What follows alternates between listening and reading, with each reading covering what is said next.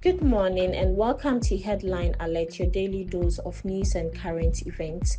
I'm Regina Blitton. Here are the top headlines for today, March 4th, 2025. In today's edition of Daily Graphic, Mahama sounds alarm. Economy needs radical overhaul. The Ghanaian Times, National Economic Dialogue. I will see through all proposals. President assures. The Chronicle, minority drops major hints. Taxes galore in Mahama's 2025 budget.